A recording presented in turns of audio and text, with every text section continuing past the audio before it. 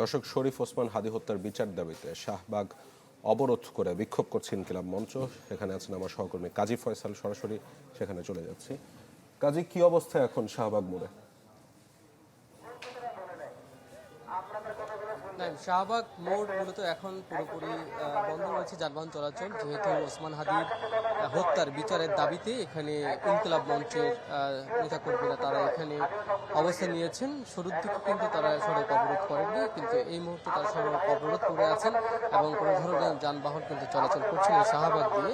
এবং তারা বলছেন যতক্ষণ না পর্যন্ত সরকারের পক্ষ থেকে সংশ্লিষ্ট যারা রয়েছেন, অন্ততপক্ষে একজন উপদেষ্টা যদি এখানে এসে তাদের সঠিকভাবে বিচারের বিষয়টি তারা কতদূর এগোবে সেটি না জানাতে পারে এবং তারা যদি সঠিক উত্তর না পান তারা কিন্তু এই সড়ক ছাড়বেন না বলছেন।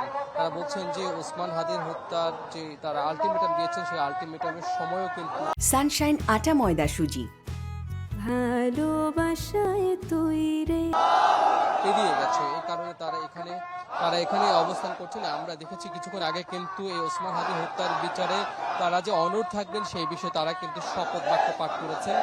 এখানে কিন্তু ইনকিলাব মঞ্চের নেতারা তারা বিভিন্ন ঘোষণা দিচ্ছেন। তারা নেতাকর্মীদেরকে বলছেন যতক্ষণ না পর্যন্ত ওসমান হাদীর বিচার নিশ্চিত না করবে সরকার, ততক্ষণ পর্যন্ত তারা এই সড়কে অবস্থান নেবেন। এবং তারা বলছেন যে ওসমান হাদীর হত্যায় যে বা যারা জড়িত, বিশেষ করে আপনি জানেন যে ফয়সাল করিম নামে একজনের ছাত্রলীগের একজনের নাম এসেছে এবং ফয়সাল করিম ছাড়া তার সহযোগী আলমগীর রয়েছেন, তারা কিন্তু এখন পর্যন্ত ধরাছোঁয়ার বাইরে রয়েছেন। বিভিন্ন গণমাধ্যমে বিভিন্ন মাধ্যমে কিন্তু তথ্য এসেছে যে তারা ভারতে পালিয়ে গেছেন। এবং তবে যদিও এই তথ্য নিয়ে আসলে এখন পর্যন্ত প্রশাসনের পক্ষ থেকে স্পষ্ট কোনো বক্তব্য রাখেনি প্রশাসন।